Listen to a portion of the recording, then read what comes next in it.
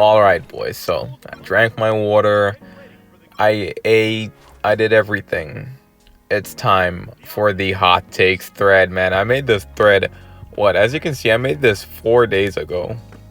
4 days ago, I posted this 4 days ago. I swear to God, I will not post a hot takes thread and take this long to make a video on it ever again, bro. I was supposed to make this video ages ago, man. Before we get into this video, guys, I will say this. We have hit 500. We have actually passed 500 subscribers on the channel. We're at 516 at the moment of me making this video. I know it has been very slow for the past, 2-3 days. The content has been very slow. Yes, I know. I've had a minor setback, but we should be back on track now. So, yeah. Cheers to 500 subscribers, man. We just got 500 more to go. Okay, so I have not read. Okay, I'm not gonna lie. I've read maybe half of the first message on this thread, so everything in here basically is new to me. So okay, let's get into this. Hot takes. Give me your hot takes about the game. So first we got Kindred. The game is too scared to nerf players to the ground because some players paid with real money, even though it's necessary and can make the game refreshing. Superstar is way too late to introduce prio pick needed at star rank. Okay. Honestly, within the nerfs and buffs, yeah, I think they're scared to nerf some cards because it would just make them instantly irrelevant. Like, let's say they nerf dunk. Like, we all asked for Dunk Monster to get nerfed to the ground, but if Dunk Monster gets nerfed to the ground, then how do cards like Embiid, how do cards like Giannis? I mean, Giannis still has his Euro step and stuff like that, and he can pretty much just power through you with his driving dunks. But like, more so the centers like Giannis and stuff.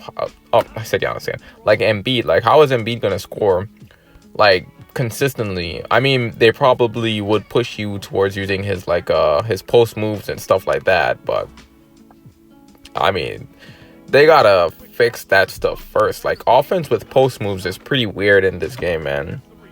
Firstly, you gotta have power offense if you want a chance to get wide open, and then these moves are pretty easily guarded because they're very slow. The post fade is very slow. The shimmy and shake is very slow. Post hook is probably the only reliable way to score with post moves, but you gotta have power offense to get the guaranteed open shot for it. So yeah, and yeah, like that's just my thought, my honest opinion on like them buffing and nerfing cards. I think they just don't care anymore. They just listen to whoever complains more on the Discord. Whichever card gets complained about more on the Discord gets nerfed, and which card is like begged for buffs on the Discord the most gets buffed, basically. Oh, and cards that are like, I guess, being like, if the real life player is being played at the time, they'll buff them, like they did for Siakam and Halliburton and SGA and stuff like that. When the I think they were a few months away from the playoffs. Like, I think it was like a month after the playoffs, or was it during the playoffs? Did they release the balance patch for them? But yeah, I do think at first they were scared to nerf cards. Like, at first, yeah, maybe the first few seasons they were definitely scared to nerf like cards that players spend money for. I think that's probably why we see Giannis so like prevalent. Although Giannis is very cheap.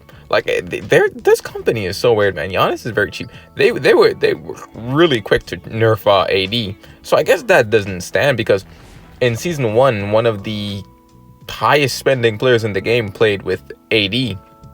Like, he had R7 AD, and he was pre-nerf AD before any nerfs. Like, season 1 AD was no joke. Like, he deserved nerfs.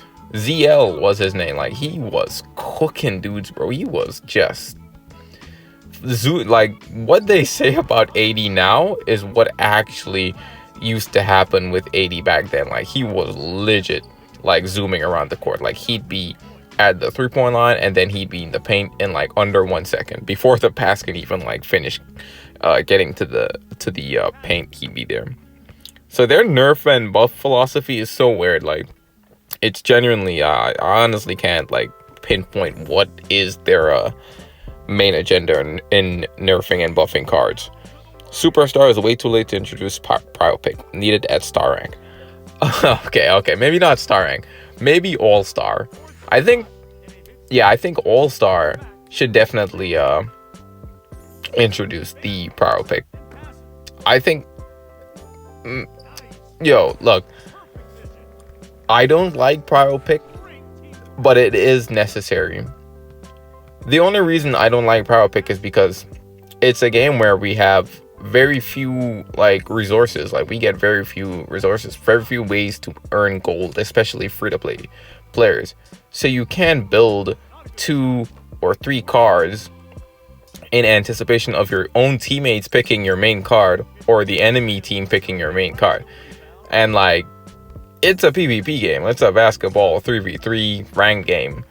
Like, you want the meta players, and so would be everyone else. Like, everyone else would want the meta players as well. So if you're free to play and you gotta grind, like, you gotta get like 2 solid characters, like 2 solid meta picks, and you gotta fight for that spot.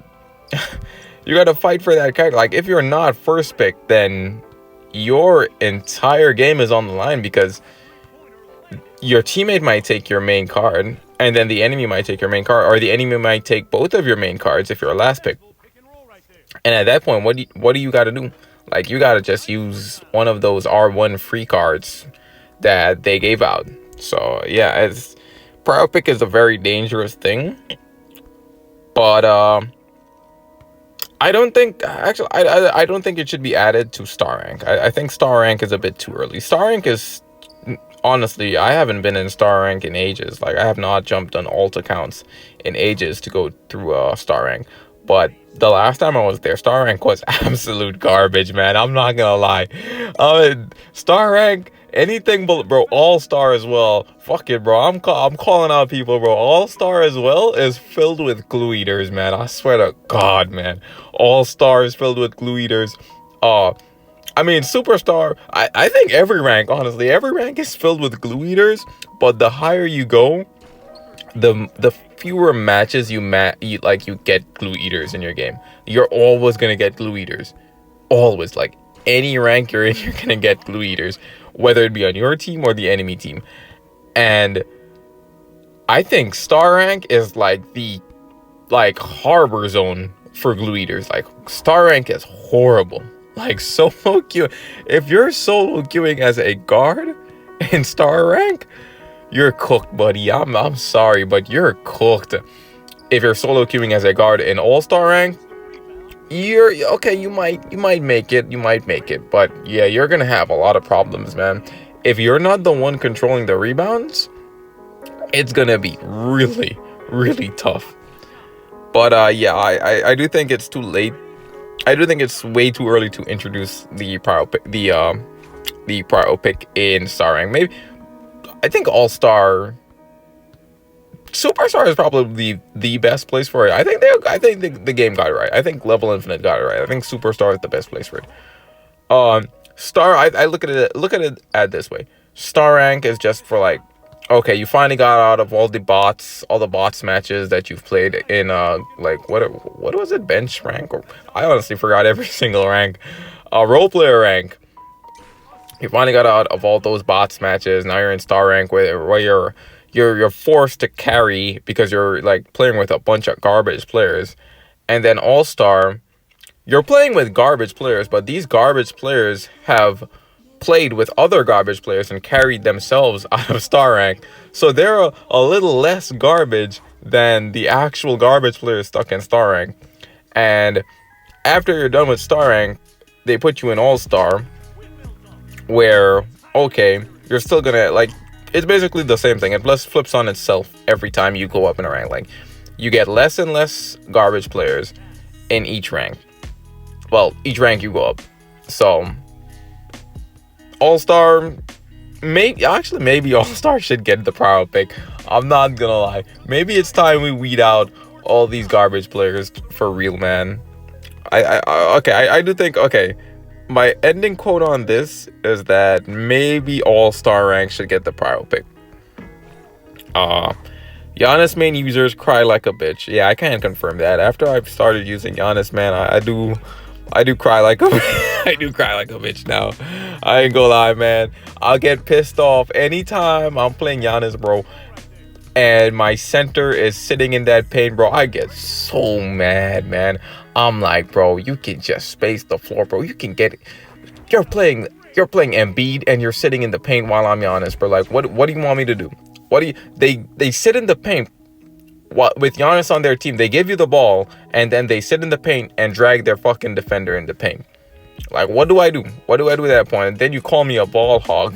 Then you call me a ball hog for putting up some garbage type of dunk because I can't like get space in the paint because you're sitting in the fucking paint. Just space the floor, man.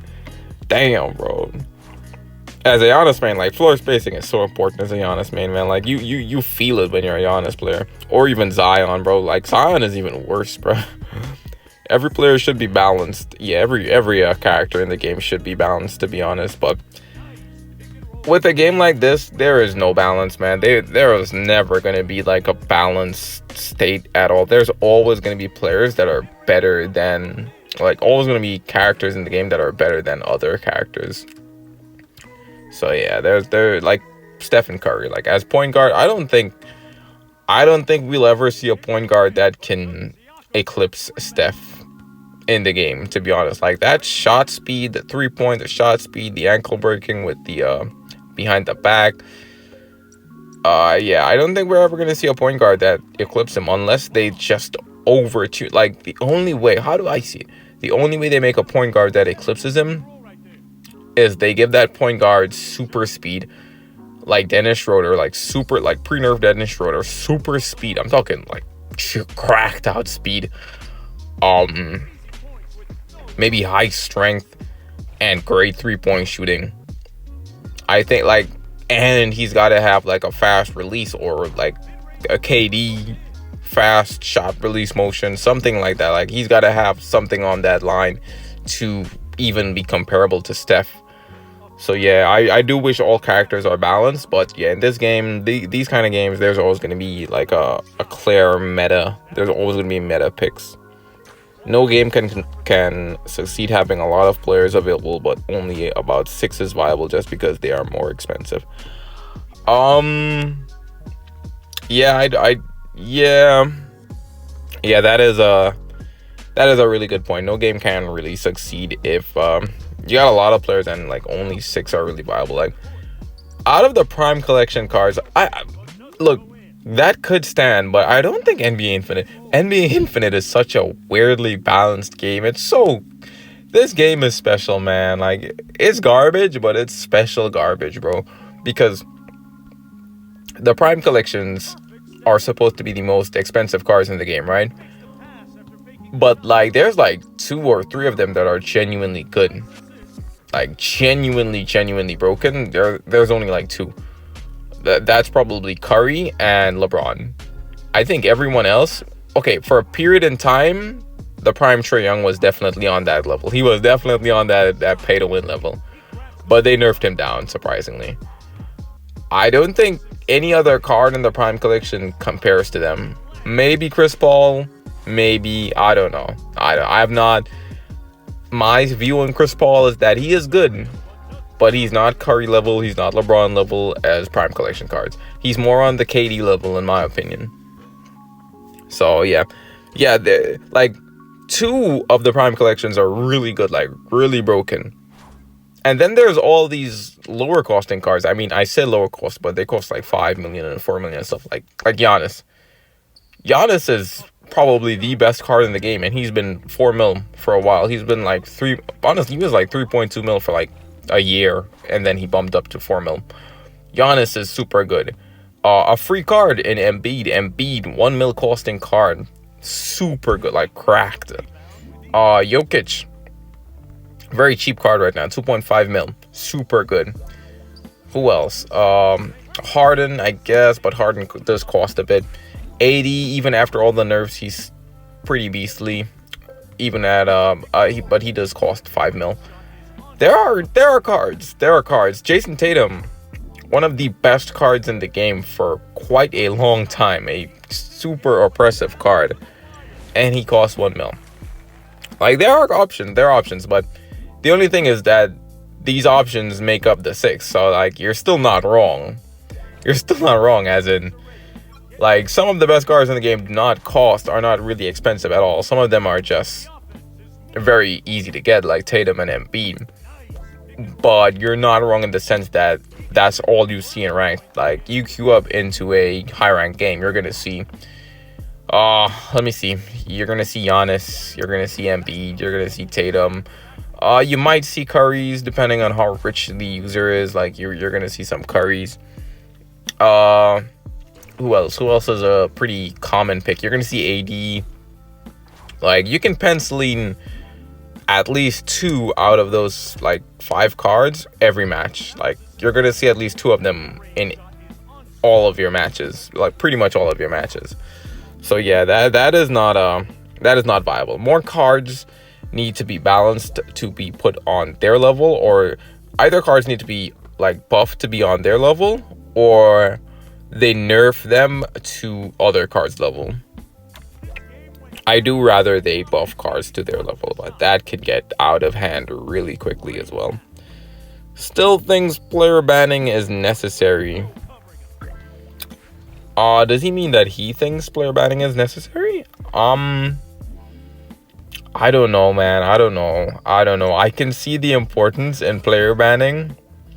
I can definitely see the importance in it, because like it or not, it adds flavor to the game. Like it or not, player banning adds a lot of flavor to the game.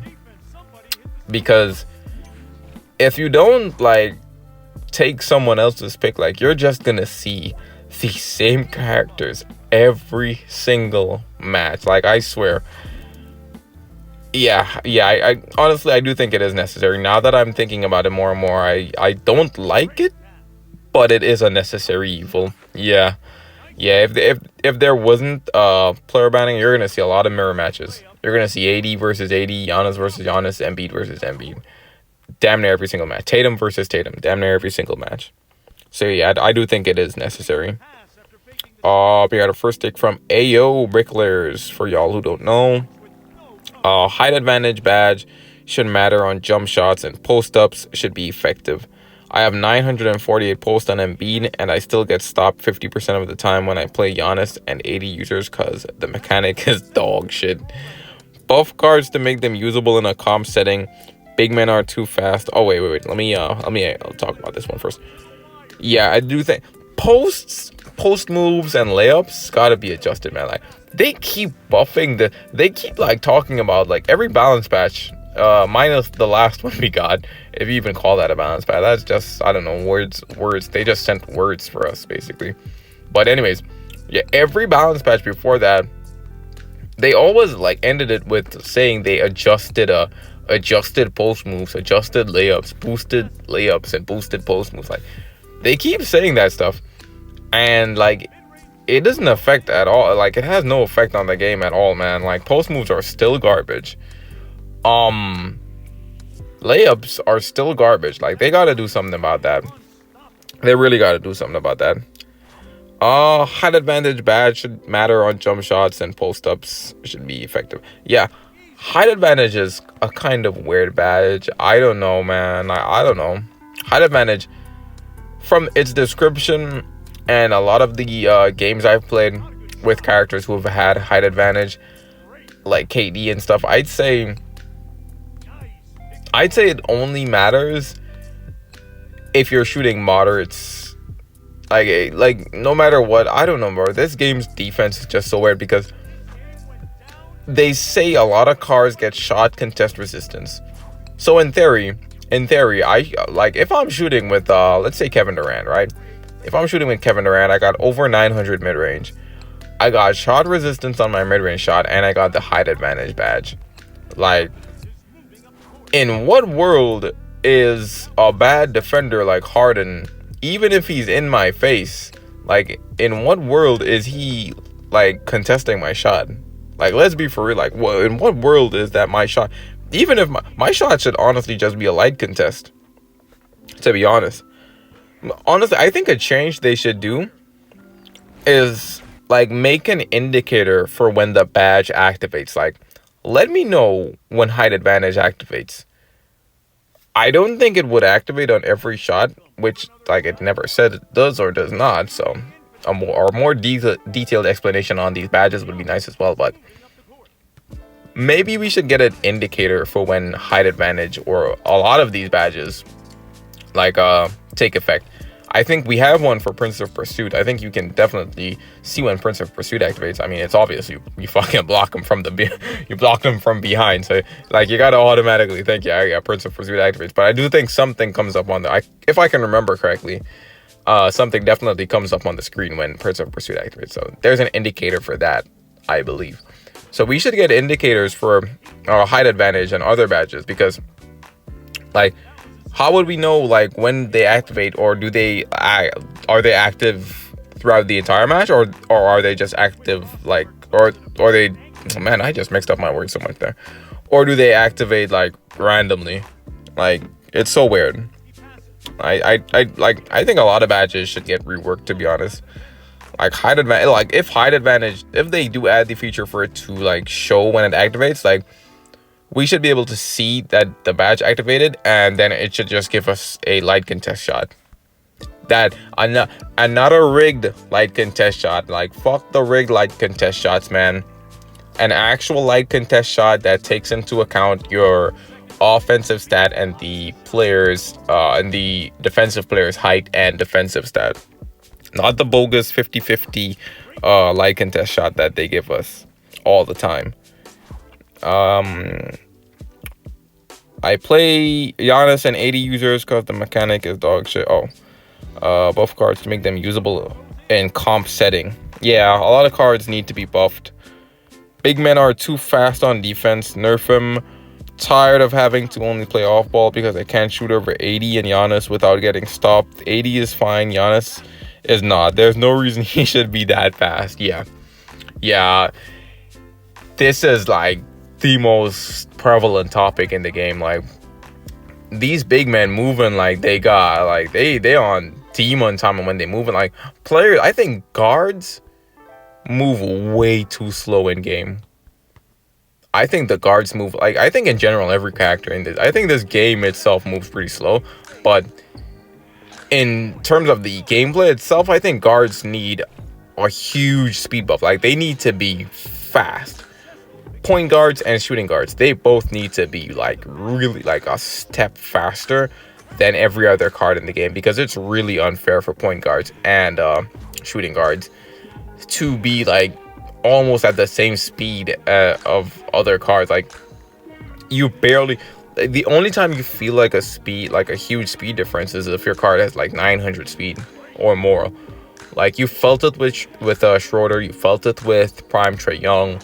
Like, cards that like go, like, you feel it with Westbrook, like the Westbrook cards as well. But cards that go over that 900, that's when you feel the actual speed of the point guards. But other than that, every other guard just feels very comparable to other cards in the game, like other slower cards in the game. So I think guards need like a huge speed buff. Do I think the big men need a speed nerf? Maybe some of them, like the notorious slow ones. Yeah, some of them need like a speed nerf. Giannis is a weird case, man, because he is fast in real life. Like, he is fast in real life. Like, he's really fast. So I don't know, man. Giannis is such a gray area, man. But I do think like his defensive speed should be nerfed. Keep his offensive speed, but defensive speed, I think he should be nerfed defensively. Like, his defensive speed should be nerfed. Like, Tyrese Halliburton hit a game winner on this man last season, bro.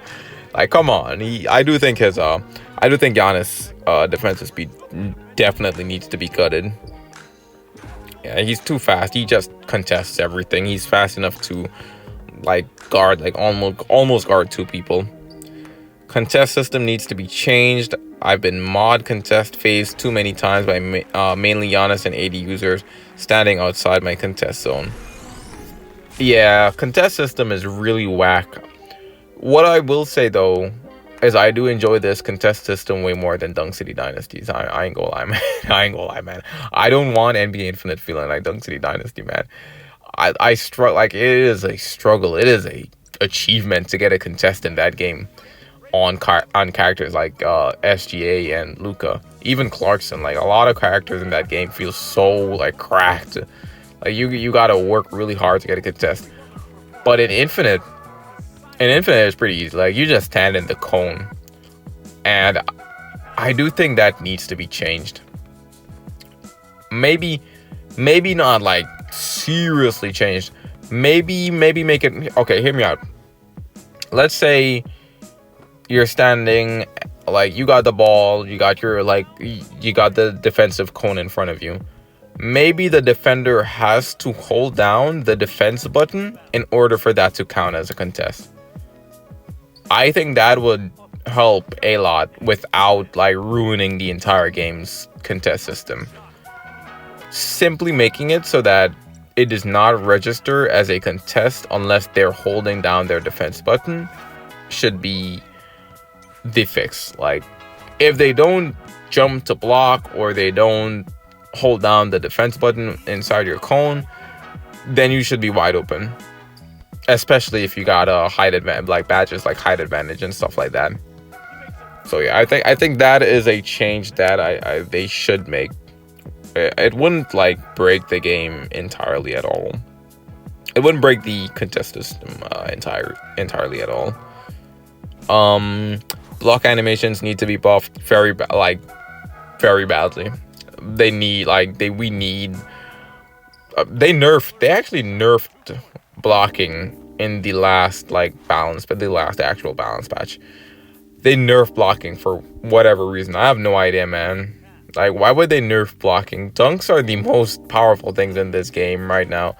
Nerfing the one defense we have against it it's crazy. It's crazy.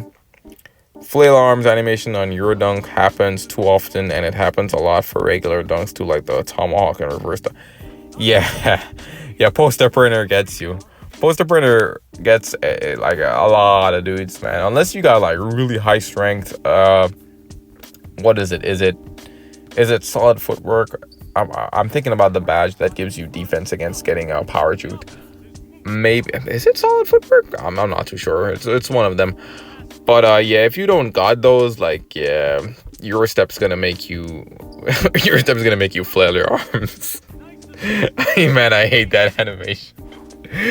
I hate that animation, man. Poster printer. Maybe they should just nerf poster printer.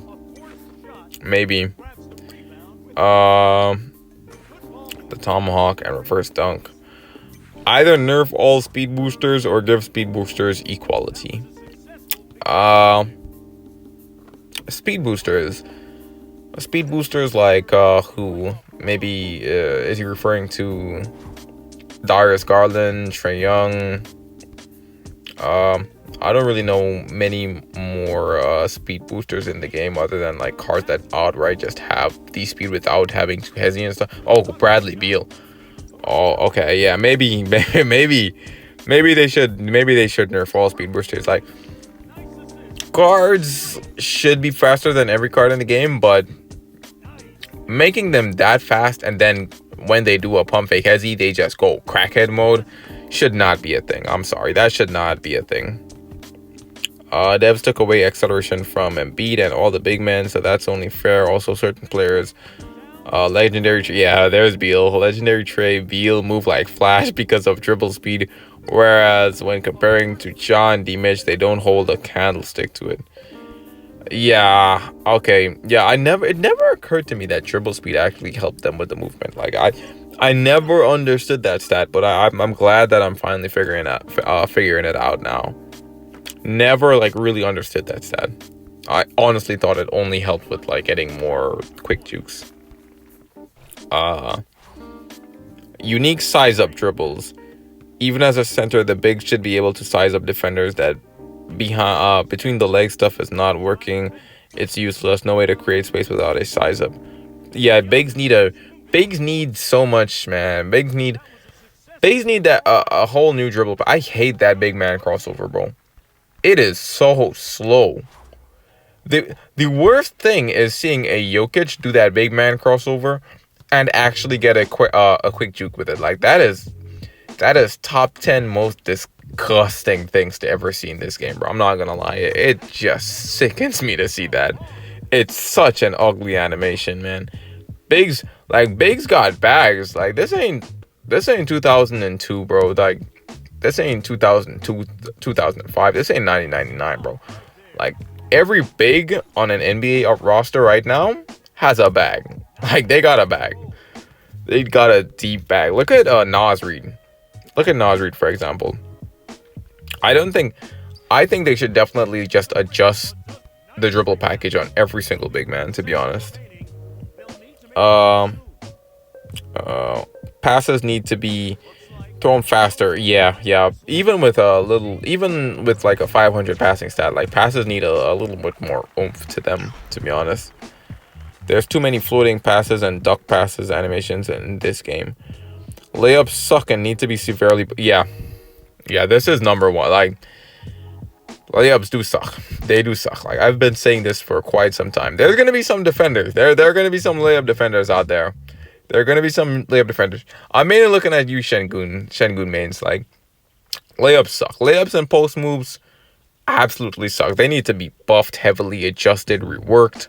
Like, everything needs to be reworked about layups. I think that's what's like locking cards like Kyrie from being usable, cards like Garland from being like really, really good. A lot of cards would benefit from, a lot of guards would benefit from layups being much better in this game. If a player has no strength, they shouldn't be able to set effective. Oh my god, I love this one. Screens are AIDS in this game. I'm sorry, but screens are cancer in this game. Like, Dame can set a screen and I can be playing Embiid, I can be playing Giannis, I can be playing AD, I can be playing Jokic. If I hit that screen, I'm falling down. And that is not happening in real life, bro. Like, if your strength is below mine's by a certain percentage, at some point, like, they should make it so that you can just like run over these players, bro. Like, screens are screens are way too OP in this game.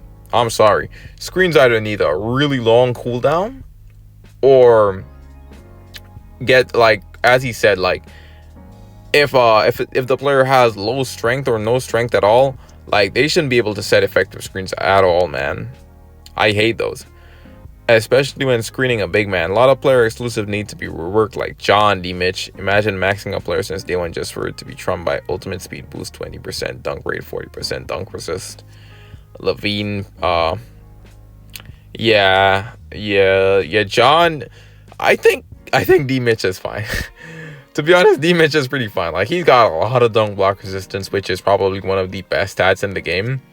So D. Mitch is pretty fine. But Ja does have dunk block resistance, but I don't think he has as much compared to Donovan Mitchell. So yeah, I don't know. And I don't know what it is, man. I have no idea what it is, but Mitchell's tomahawk shock dunk animation is just like, it's a really hard one to block. Even with the dunk block resistance, like, it is like, disregarding the dunk block, like, it is a hard one to block because the animation is just so weird. Ja, on the other hand, he does have his exclusive dunk, but it is very easy to block, even with the dunk block resistance that he gets. I don't know. Ja can definitely get reworked, but D-Mitch, I don't know. D-Mitch is pretty fine. They're just gonna release the legendary D-Mitch, so that's gonna be their solution for reworking Donovan Mitchell. Maybe they're just gonna release a new John Morant as well. Maybe they will. Yeah, I'm guessing they will as well. Ultimate speed boost, dunk rate 40%, dunk resist. Levine passes shouldn't launch you 20 feet into an open. A lot of players get free opens because passes through them farther than the opponent can catch up, and it's not fair to yeah. Yeah, that is kind of annoying. Like some of the passes actually do, like you're running towards the ball, like some of the passes to launch you really far out, and the game tries to put you in the game manually puts you in the spot to catch the pass, and they give you a free open with that. Yeah. Yeah, that is pretty sickening. I ain't gonna lie, that is pretty annoying. Yeah, that needs to be changed. Okay, we got Kindred again. Laurie is better than Porzingis. Is this bait? Maybe. No, I'm gonna take the bait, bro. I don't think Laurie is better than Porzingis, man. Laurie is garbage compared. Okay, maybe he's not garbage compared to Porzingis, but I'm not a big Porzingis fan either. But I do think Porzingis has more value to the team than Laurie does. I'd say Porzingis is the more reliable three-point shooter. They're both pretty decent three-point shooters, but I give Porzingis like a more reliable chance of hitting the three-point shot, catch and shoot, or pull-ups. In terms of defense, I'm taking Porzingis. In terms of off, I think that should be in terms of rebounding. I'm taking Porzingis. Like off the top of my head, I don't recall both of their stats, but I'm just gonna assume that Porzingis has the better rebounding. So like he beats Lauri Markkanen in all the important like statistics. Like he's the better three-point shooter, which Porzingis is mainly going to be doing on offense. Like I don't care about dunking because he's not going to be like, if you're playing him correctly, he's not really going to be in the paint. He's going to be camping that three-point line for open catch and shoot shots. So I'm taking Porzingis on those. Defensive wise, I'm pretty sure I'm getting more blocks with Porzingis. I'm rim protecting better with Porzingis. And rebounding wise, well, this one is more of a toss-up because I don't have their stats and badges off the top of my head, but I'm just gonna say Porzingis. Something's telling me Porzingis is just better at that as well. So like in all the like more important categories, Porzingis trumps him in. Now, what does Laurie have over Porzingis? It's gonna be dunking. I think his strength, his dribbling, his ISO. But like if I got Laurie on my team, bro, I don't want ISO scoring like power forward and like in Lauri Markkanen. Hell no. He's gonna be matched up against guards like Giannis and AD all the time. So yeah, he's getting clamped. Like 9 out of 10 times, like he's getting clamped 9 out of 10 like offensive attempts. Whereas Porzingis, like all he gotta do is just camp that 3-point line, and either they respect him or they don't. So yeah, I'm gonna take Porzingis. I'm gonna take Porzingis in that one. Bricklayers again. Non-shooters are useless in a 3v3 setting with a shrunken court unless they can dominate scoring. Yeah. Even with floor spacing, like old Westbrook, the free Westbrook was horrendous. My opinion on Zion is pretty much dropping as well because it's getting really easy to guard. It's getting really easy for the player base to guard Zion and also know how to rotate to the 3-point line if he has floor spacers with him. So like it's getting really it's really getting hard to make like only dunkers work unless you're Giannis. With a shrunken core that they can dominate scoring. Yeah. As I said with Giannis, like he can dominate scoring. So yeah, he's not wrong there. Non-shooters are pretty useless in this small 3v3 court. Sabonis is the worst playmaker in the game because the defense doesn't have to show any sort of commitment to him. I don't know. I don't know about that one. Sabonis isn't a knockdown shooter, but he's very cheap, so R7ing him is very easy.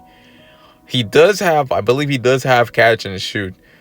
So I mean, he's not gonna nail every single shot you give him, but I think he is dangerous enough to be guarded on the 3-point line.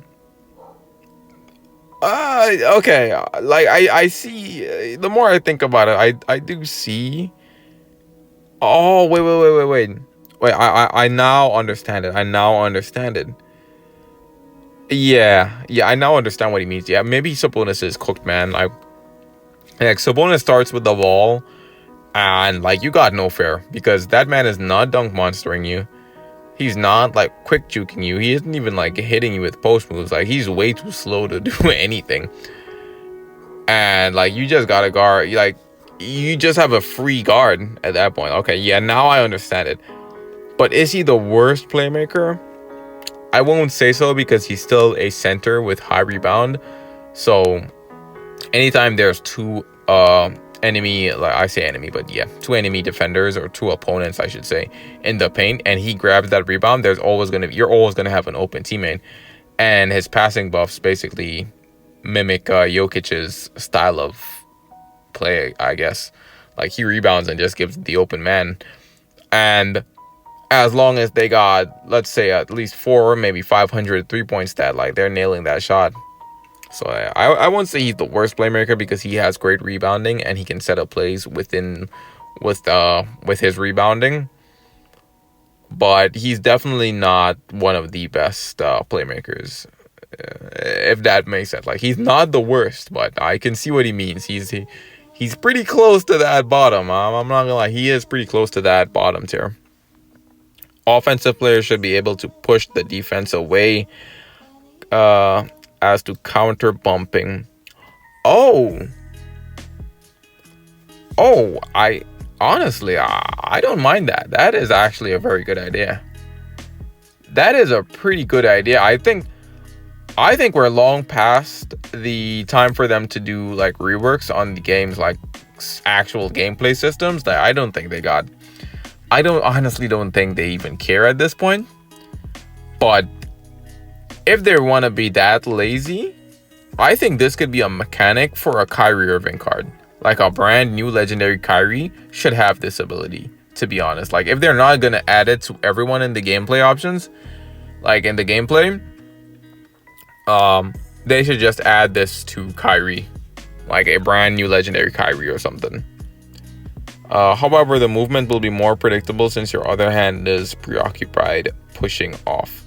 Yeah, that actually a pretty sick exclusive for a high dribble card like a Kyrie Irving or a John Morant or maybe even a brand new legendary Ant-Man card. Okay, so this might be the last one for this video. I might make this into multiple parts. There's a lot of them. There's a lot of them here. So this is the last one for this one. KJ Gaming. If dribble moves are going to be ineffective, then most guards need to move like Beal and Levine to compensate. A lot of guards are easily guardable because they are so slow, like Kyrie and LaMelo. Yeah, it's just the game's mechanics, bro. Like it's horrible. The game's like offensive mechanics in general are horrible in this game. For not for every card in the game. For power forwards and big men, it's perfect, but for guards, it is horrible. Like if you're Kyrie, it honestly feels like his exclusive doesn't even work. Like you gotta like do like to make a Minecraft right, you gotta do an enchantment table's worth of like moves to even like have a chance to get a quick juke off. And even then, like you don't even get the quick juke. And without that, like you're getting clamped. You're getting clamped like 99% of the time. You're just gonna get clamped because you're not fast enough. So dribble moves need a buff to their quick, like to be able to quick juke, and they need a like speed buff to their animations as well. Like no, I'm not saying every card should be the Rockets KD with his like super fast step back, but they should be a portion of that, because things as they are right now, like they are way too slow. They are way too slow. I don't think everyone should move like Beal and Levine, to be honest. Those guys move like crackheads, bro. I'm not gonna lie. They move like crackheads.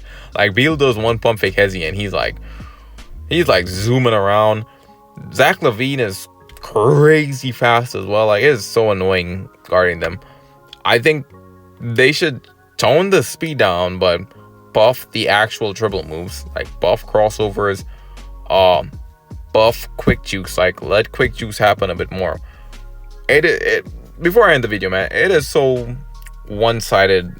Offensively, it's so one-sided with characters in this game. Like, the big men, they get power jukes, and like, it's so simple for them. Like, strength higher than other opponent, boom, that opponent is getting power juked.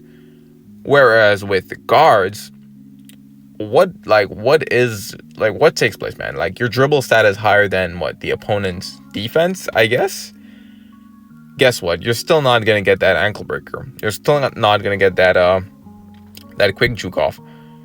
Like, it's very rare to activate unless you're like an R7 Kyrie versus like a level like a R1 rare card. You're not gonna see like multiple quick jukes or whatever.